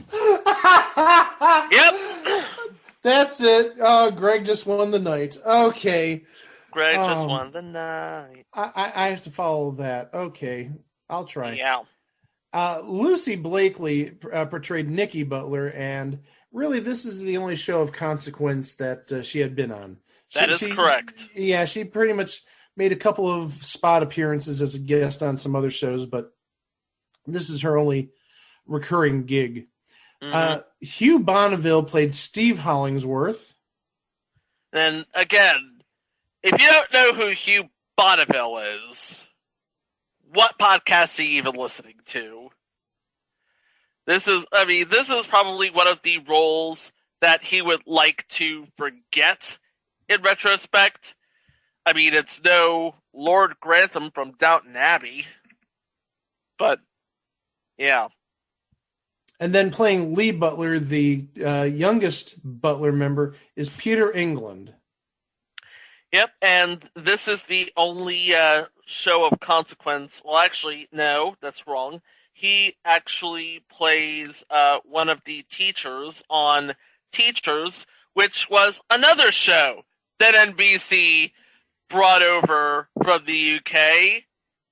Interestingly enough, with Sarah Alexander on it, because she was in the original coupling. And then Judy Hollingsworth was played by Julie Dawn Cole. Now, you may not recognize her name, but if you are a kid of a certain age, you will recognize her face, and moreover, you will recognize this. Hey, Daddy, I want a golden goose. Here we go again. All right, sweetheart, all right. Daddy will get you a golden goose as soon as we get home. No, I want one of those. Wonka, how much do you want for the golden goose? They're not for sale. Name your price. She can't have one. Who says I can't? The man with a funny hat. I want one. I want a golden goose. In other words, she was Veruca Salt in the original Willy Wonka and the Chocolate Factory. Well, not the original, the only one, because the other ones were called Charlie and the Chocolate Factory. Yeah. But Correct. yeah, she is in an iconic movie, playing a very key role. By the way, fun fact, this is not going to be the last time this year we'll bring up someone who was in Willy Wonka and the Chocolate Factory. I'm not going to spoil it, but it'll be sometime in May. So there's your main characters making up the Bundys and Rhodeses, or Butlers and Hollingsworths, as it were. The episodes, as I said, the 7 episodes in this series, they were all recycled scripts from Married with Children. Yep. And there's really no rhyme or reason. It wasn't that they took like the first 7 scripts, because remember, at this point, it premiered in March of 1996. That's 9 full years after the show Married with Children debuted in the United States. Yep. It was one of the first foreign versions to be officially made of the show, because this show was produced by what is now Sony Pictures Television Studios, who own Married with Children. Yes, they do.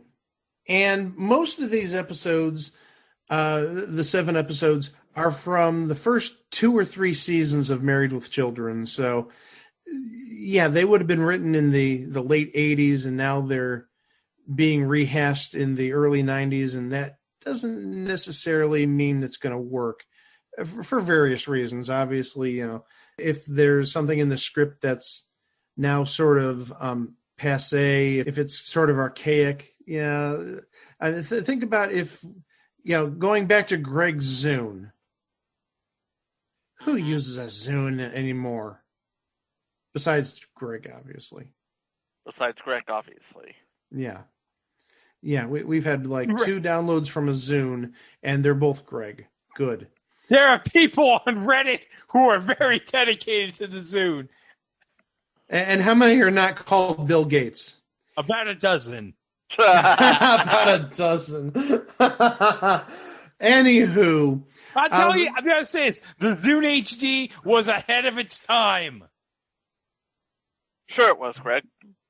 No, I'm not joking. It really was. Whatever makes you fall asleep at night. Well, everybody's entitled to their wrong opinion. Anyhow, episode 1 was For Whom the Bell Tolls. When Ted receives a high phone bill, Pam and the kids swear they didn't do it. Ted complains to the phone company, and they promptly turn off his phone, which spells disaster. Again, pretty much the same as the same episode name in the United States, For Whom the Bell Tolls. There's a big issue regarding, it wasn't even that big of a phone bill in retrospect. It was like $100, and Al Bundy tries fighting the phone company and ends up disconnected. And there's a lot of parallels and similarities to the original episode. And that was actually episode number 20 of Married with Children. So that would have been early second season. Episode 2, If I Were a Rich Man. Again, same title as in the United States. They're almost pretty much all the same title with one or two minor differences for UK verbiage. If I Were a Rich Man, when the bank loses a large amount of money, everyone blames Ted. He denies his guilt but points out that if he did have the money, he wouldn't share it with those who had been mean to him. Soon, everybody is treating Ted like a king. And that would have actually been a very early second season episode, the 16th. So that probably would have been episode 3 of season 2. Oh, and I should say that the writing credits are pretty much for the same people who did them for Married with Children. So you see very familiar names if you're a Married with Children fan. Sandy Sprung, Marcy Vosberg, Richard Gurman, Kathy Green. They're all credited for writing these episodes. Episode 3, 16 Years and What Do You Get? Again, same name for Married with Children. Pam and Ted plan a big celebration for their 16th anniversary. Although they say no to gifts, Ted plans to buy Pam a watch. When the kids tell Pam this, she buys him an expensive gift. Unfortunately, when Ted goes to the jewelry store, his credit card is denied. And that's a season 1 episode. That's actually episode 6. And pretty much it's the exact same thing. It's Al and Peg's 16th anniversary. He wants to get her a watch. They sort of agree to no gifts or no big gifts. He tries surprising her with this watch. His credit card gets denied. And then somebody else snatches up the watch immediately, right in front of Al's face. And actually, the person who played the person who snatched that watch in front of Al's face, Les Nessman. Richard Sanders? Yeah. What? Yeah. Again, that's like what? 5 years, 6 years after WKRP went off the air? Yeah. So again, many, many parallels here to the U.S. show. Episode 4 is Where's the Boss? Again, same name as the U.S. version. When Ted hears his boss has been killed in a plane crash, he's upset that he never met the man. When he finds out that his boss survived, he decides to quit his job if the man won't come meet his employees. The boss doesn't appear, so Ted stays home with Pam and watches daytime TV. This is a little bit different than the U.S. version. How so? Well, the boss supposedly was killed in a plane crash. And actually, there is a situation similar to where he says he's going to quit the job if the man won't come meet his employees. But instead of just staying at home watching TV, Al actually hires one of his friends to play the boss, who in the U.S. version was, if you remember, Gary. We talked about this in the, I believe, 1 season too long episode where we talked about Married with Children, that Gary was actually played by a female in later years, but the original Gary character, played by one of Al's friends, is male in this case. Yeah. And so the friend gets a little hush money, a little thank you money from Al for portraying Gary in this situation. But that's like the only difference between the two episodes. And I should mention that Where's the Boss was episode 12, so that would have been second to last episode of season 1. And then we get to another episode, same title in the United States, but actually has, I think, more relevance in the UK, especially when you hear it. Whose room is it anyway? Because whose line is still a thing over there at this moment. Yeah, quoting my good friend Chico, is this a thing? Yes, it is a thing. While Ted scolds his family for their endless, useless spending, the Hollingsworth receive a tax refund and decide to build an extra room onto their house. Unfortunately, they'll need Ted's okay to continue the project. That's pretty much the same as the U.S. episode. It gets more into arguing about what type of room it's going to be. You have Marcy saying, I'd like to have this type of room. I believe it was like a sunroom of some sort. And then you had Steve saying, I want to make it a game room, a pool room.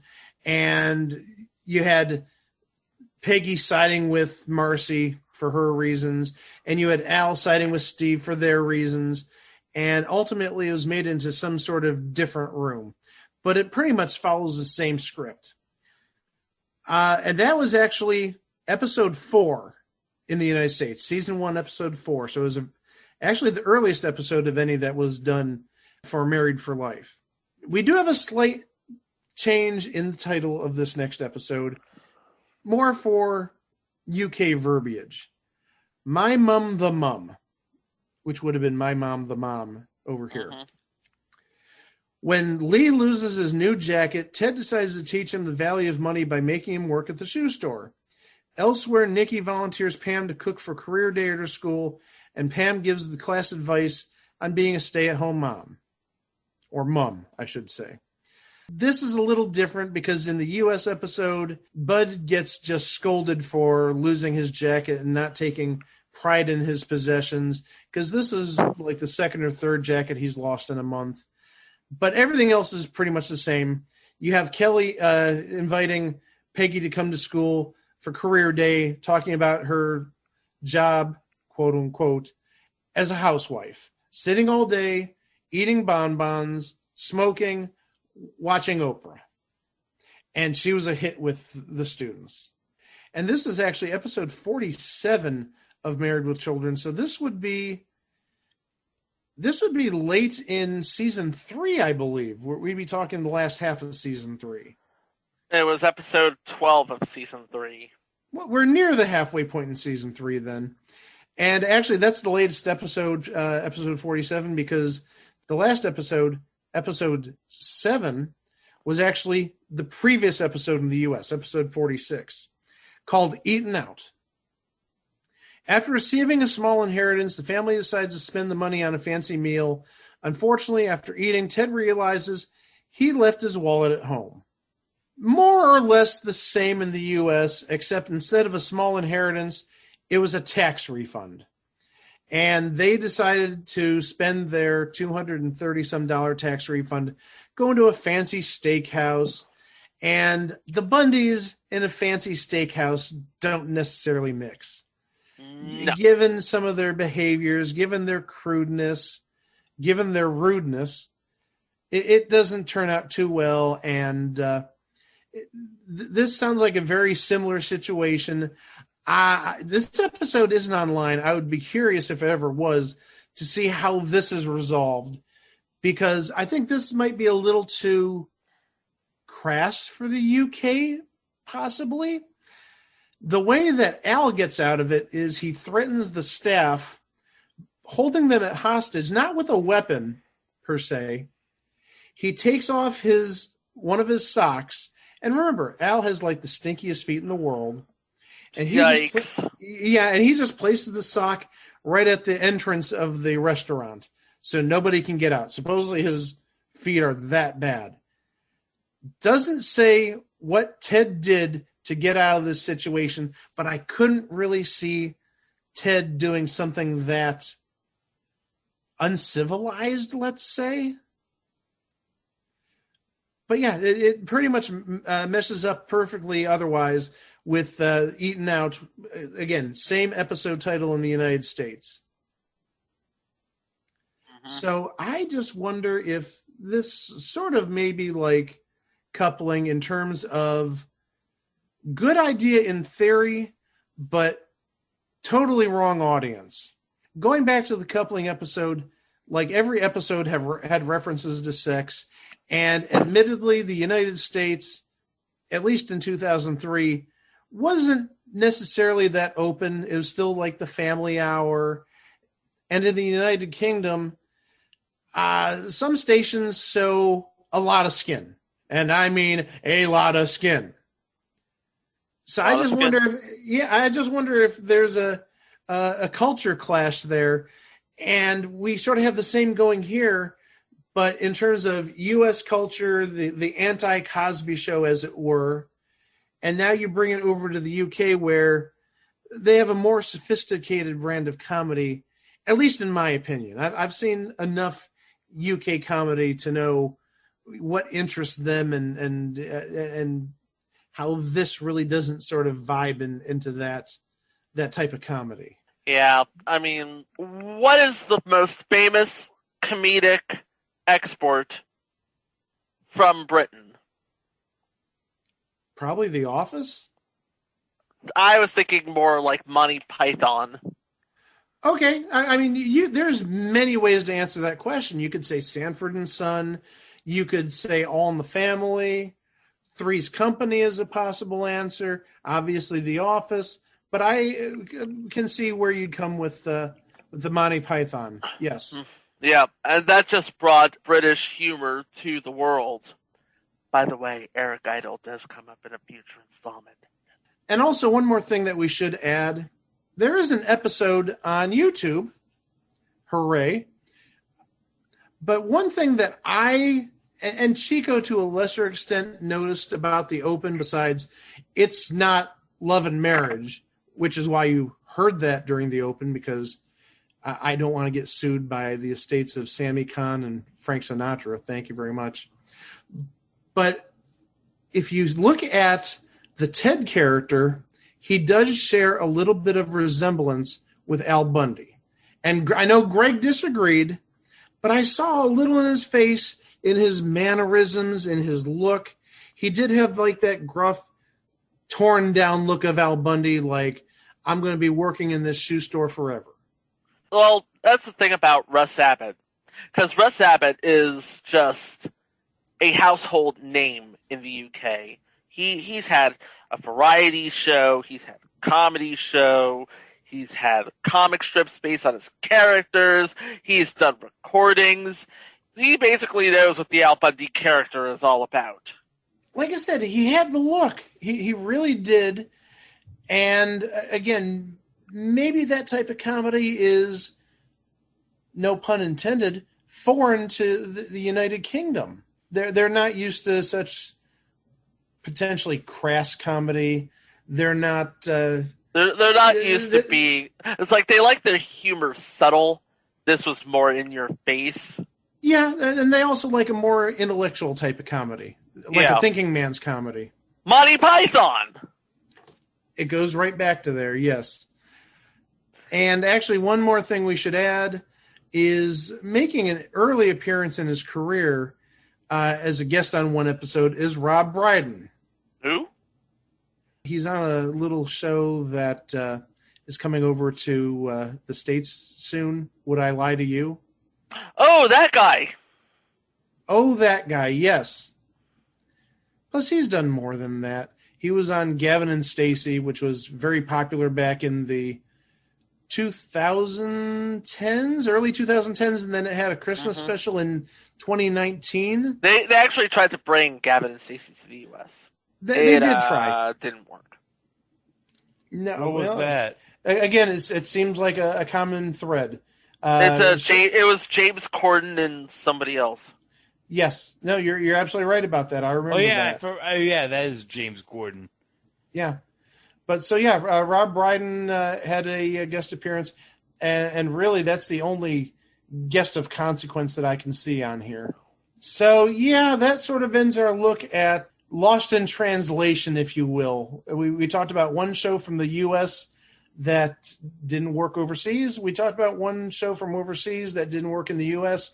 And I'm sure we can easily find more episodes for future installments in future years. I'm talking to you, Kath and Kim. I'm talking to you, Wilfred. You remember the one with the dog on FX? I remember the one with the dog on FX. Oh, the one with Elijah Wood. Yeah, it was a lot better in Australia. But again, there's also other ones that we can talk about from the U.S. that got exported overseas.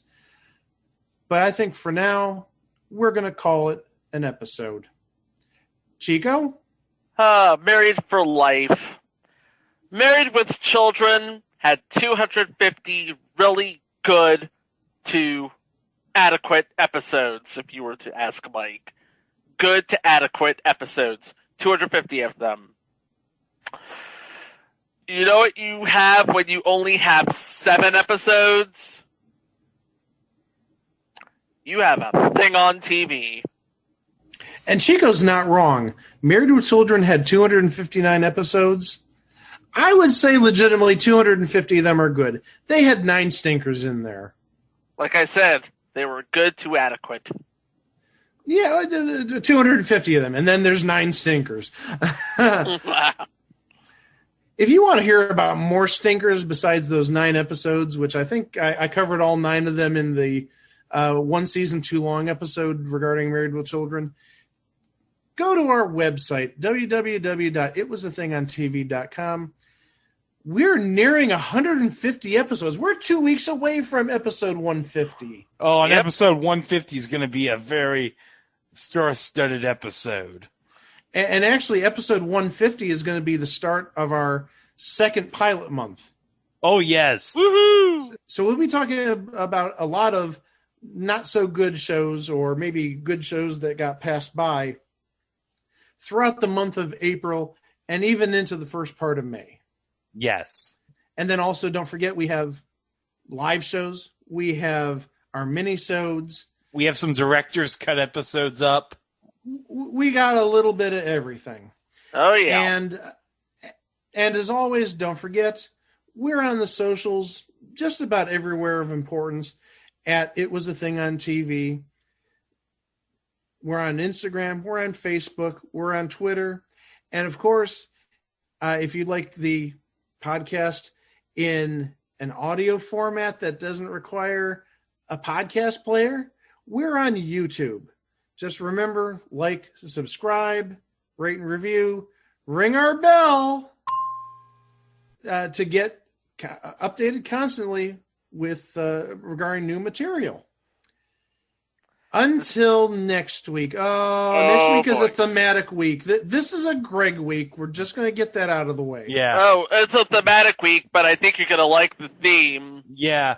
Next week, World Wrestling Entertainment is presenting the 37th annual edition of a pay-per-view event called, hold on, let me see if I can get the name right. WrestleMania? Have you ever heard of this? Never heard of it. I've heard of WrestleMania. I don't know what this WrestleMania is. WrestleMania? Yeah. So next week, we will have... Does Russell know about the WrestleMania? Does Russell know about this? Oh, WrestleMania. Ha, ha, ha. Is that a Mania event dedicated to Russell Johnson from Gilligan's Island? So our first edition is actually sort of related to something we covered in Pilot Month last year. Oh? Kinda, sorta. Let's just say it involves a certain individual who goes from life to life, hoping that each leap will be the leap home. Oh, I see how that ties into last Pilot Month. Okay. Okay, yep. I got it. And then the other entry, let's just say bigger is not always better. But it was true. What the world was coming to. Get it?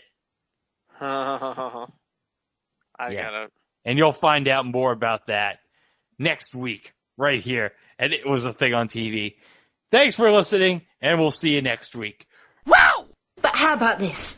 Sex in exchange for crisps. No. I'll give you a $5. What the hell? This'll last longer than the sex. Not Chuck, Ted.